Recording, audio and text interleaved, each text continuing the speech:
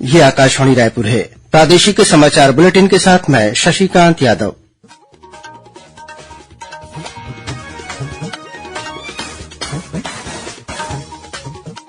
और अब पेश है आज के मुख्य समाचार। राज्यपाल विश्वभूषण हरिचंदन ने भुवनेश्वर में आयोजित कार्यशाला में कहा कि आदिवासियों को अपने अधिकारों को जानना चाहिए। नारायणपुर जिले में आईईडी की चपेट में आने से 2 लोगों की मौत। बीजापुर जिले में सुरक्षा बलों ने 2 आईईडी बरामद किए।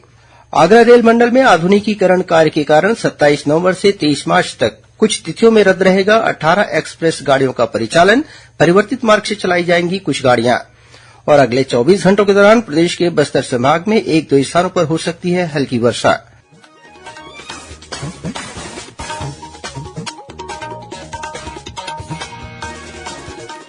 अब समाचार विस्तार से।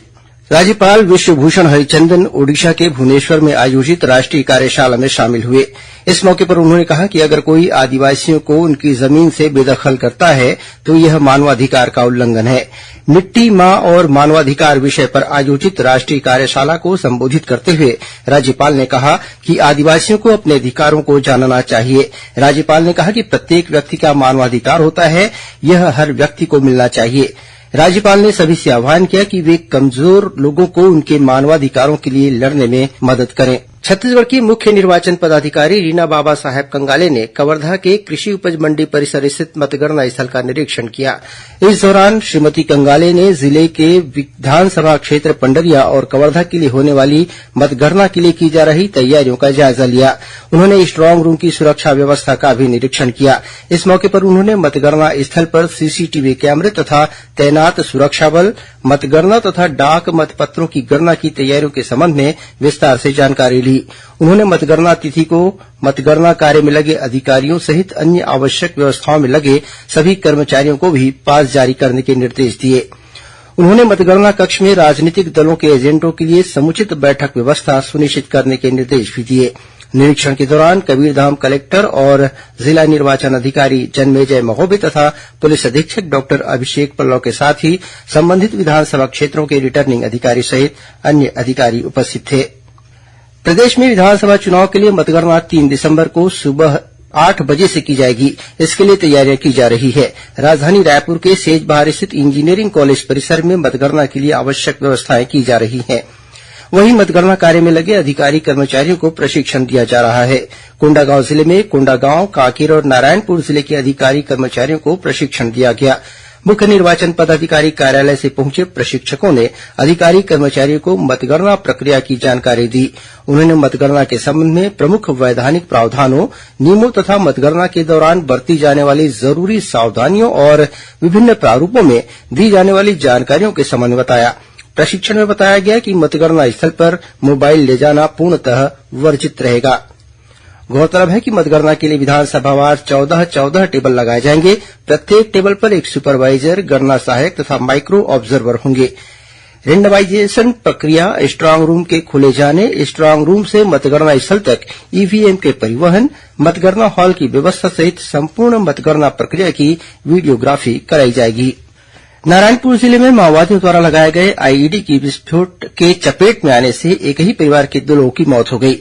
वहीं एक अन्य व्यक्ति गंभीर रूप से घायल हो गया है। पुलिस अधीक्षक पुष्कर शर्मा ने बताया कि घटना जिले के छोटे डोंगर थाना क्षेत्र की है। उन्होंने बताया कि आज सुबह मजदूर काम करने के लिए आमदई खदान जा रहे थे। इस दौरान वे माओवादियों द्वारा लगाए गए आईईडी की चपेट में आ गए। इसमें एक ही परिवार के 2 मजदूरों की घटनास्थल पर ही मौत हो गई। वहीं एक अन्य मजदूर घायल हो गया। मजदूरों का शव घटनास्थल से पोस्टमार्टम के लिए जिला मुख्यालय नारायणपुर लाया गया है। घायल मजदूर को छोटे डोंगर में प्राथमिक उपचार के बाद बेहतर उपचार के लिए रायपुर लाया गया है। वहीं इसी जिले के कुरुशनार थाना क्षेत्र के ग्राम धुरबेड़ा में माओवादियों ने बीती रात एक ग्रामीण की हत्या कर दी। शव के आसपास माओवादी पर्चे बरामद किए गए हैं। पुलिस मामले की जांच कर रही है। इस बीच बीजापुर जिले में सुरक्षा बलों ने गश्त के दौरान 25 किलो के 2 आईईडी बरामद किए हैं। पुलिस अधीक्षक आंजनेय वार्ष्णेय ने बताया कि माओवादियों द्वारा सुरक्षा बलों को नुकसान पहुंचाने के उद्देश्य से मुरदंडा से बासागुड़ा सड़क पर गड्ढा खोदकर 2 आईईडी लगाए गए थे, जिन्हें केंद्रीय रिजर्व पुलिस बल और आवापल्ली थाना की पुलिस टीम ने बरामद किया। आईईडी को मौके पर ही निष्क्रिय कर दिया गया। श्रोताओं, प्रादेशिक समाचार एकांश के समसामयिक विषयों पर आधारित कार्यक्रम बातों बातों में इस बार साइबर ठगी और अपराध से बचाव के उपायों पर केंद्रित रहेगा। इस संबंध में अतिरिक्त पुलिस अधीक्षक और छत्तीसगढ़ पुलिस साइबर सेल के प्रभारी कवि गुप्ता से ली गई भेंटवार्ता प्रसारित की जाएगी। इसका प्रसारण आकाशवाणी केंद्र रायपुर से कल 25 नवंबर को सुबह 10:30 बजे से किया जाएगा। इसे छत्तीसगढ़ स्थित आकाशवाणी के सभी केंद्र रिले करेंगे। उत्तर मध्य रेलवे के आगरा रेल मंडल में मथुरा यार्ड का आधुनिकीकरण का कार्य 27 नवंबर से 23 मार्च तक किया जाएगा। इसके कारण कुछ यात्री गाड़ियों का परिचालन प्रभावित रहेगा। रेलवे प्रशासन से मिली जानकारी के अनुसार अंबिकापुर निजामुद्दीन अंबिकापुर स्पेशल माह जनवरी में पहले सप्ताह को छोड़कर रद्द रहेगी। इसी तरह 23, 25 और 30 जनवरी तथा 1 फरवरी को दुर्ग शहीद कैप्टन तुषार महाजन दुर्ग एक्सप्रेस रद्द रहेगी। इसके अलावा जनवरी तथा फरवरी माह की कुछ तिथियों में विशाखापट्टनम निजामुद्दीन विशाखापट्टनम एक्सप्रेस रद्द रहेगी। वहीं 11 जनवरी से 6 फरवरी तक सिवनी फिरोजपुर सिवनी एक्सप्रेस का परिचालन रद्द कर दिया गया है। इसी तरह Korba Amritsar Korba Chhattisgarh express, Visakhapatnam Amritsar Hirakud Visakhapatnam express, Raigarh Nizamuddin Raigarh Gondwana express विभिन्न तिथियों में रद्द रहेंगी। वहीं कुछ एक्सप्रेस गाड़ियों को परिवर्तित मार्ग से चलाया जाएगा। इनमें सिवनी फिरोजपुर सिवनी, उत्कल एक्सप्रेस, दुर्ग शहीद कैप्टन तुषार महाजन एक्सप्रेस शामिल हैं। इसी तरह ठंड के कारण कोहरे की संभावित आशंका को देखते हुए उत्तर पूर्व रेलवे द्वारा छपरा दुर्ग छपरा सारनाथ एक्सप्रेस को 2 दिसंबर से 29 फरवरी के बीच कुछ तिथियों में रद्द किया गया है।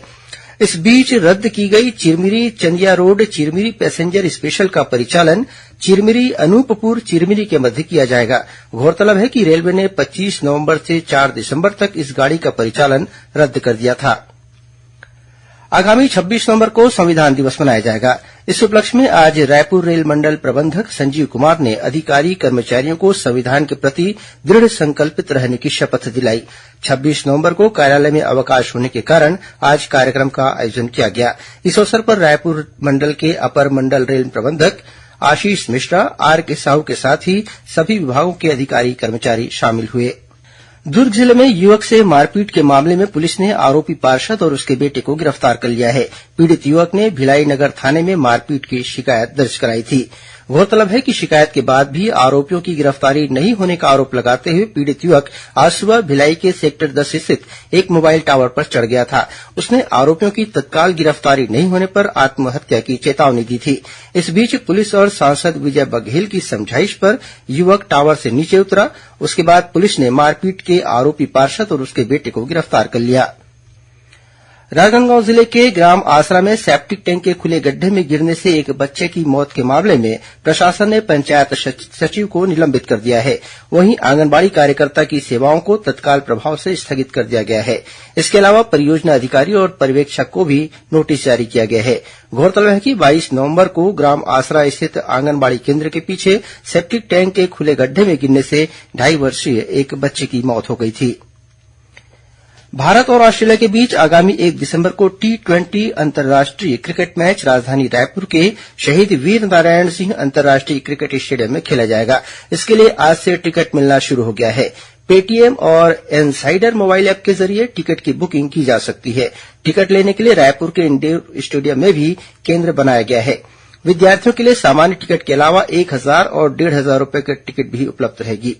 मैच को लेकर छत्तीसगढ़ के क्रिकेट प्रेमियों में खासा उत्साह देखा जा रहा है। और अब पेश है मौसम का हाल। अगले 24 घंटों के दौरान प्रदेश के बस्तर संभाग में 1-2 स्थानों पर हल्की वर्षा हो सकती है। मौसम विभाग से मिली जानकारी के अनुसार प्रदेश में लगातार हवा की दिशा पूर्वी बने रहने तथा वातावरण में नमी की संभावना है। इसके कारण प्रदेश में न्यूनतम तापमान में 30 नवंबर तक कोई विशेष परिवर्तन होने की संभावना नहीं है। हालांकि मौसम विभाग ने यह भी कहा है कि तापमान में कुछ उतार चढ़ाव की स्थिति बन सकती है। और अब कुछ खबरें संक्षेप में। जांजगीर चांपा जिले में मुलमुला थाना क्षेत्र के ग्राम नरियरा में नगर सैनिक के पिता की हत्या के मामले में फरार मुख्य आरोपी संतराम पटेल को पुलिस ने गिरफ्तार कर लिया है। इस मामले में 3 अन्य आरोपियों को पहले ही गिरफ्तार किया जा चुका है। सक्ती जिले के बाराद्वार रेलवे स्टेशन के पास ट्रेन की चपेट में आने से रेलवे के एक कर्मचारी की मौत हो गई। और जांजगीर चांपा जिले की नवागढ़ पुलिस ने नौकरी लगाने के नाम पर 20 लाख रूपये की ठगी करने के मामले में एक आरोपी को गिरफ्तार किया है। अंत में मुख्य समाचार एक बार फिर। राज्यपाल विश्वभूषण हरिचंदन ने भुवनेश्वर में आयोजित कार्यशाला में कहा कि आदिवासियों को अपने अधिकारों को जानना चाहिए। नारायणपुर जिले में आईईडी की चपेट में आने से 2 लोगों की मौत। बीजापुर जिले में सुरक्षा बलों ने 2 आईईडी बरामद किए। आगरा रेल मंडल में आधुनिकीकरण कार्य के कारण 27 नवंबर से 23 मार्च तक कुछ तिथियों में रद्द रहेगा 18 एक्सप्रेस गाड़ियों का परिचालन। परिवर्तित मार्ग से चलाई जाएंगी कुछ गाड़ियां। और अगले 24 घंटों के दौरान प्रदेश के बस्तर संभाग में 1-2 स्थानों पर हो सकती है हल्की वर्षा। इसी के साथ प्रादेशिक समाचार बुलेटिन समाप्त हुआ। नमस्कार।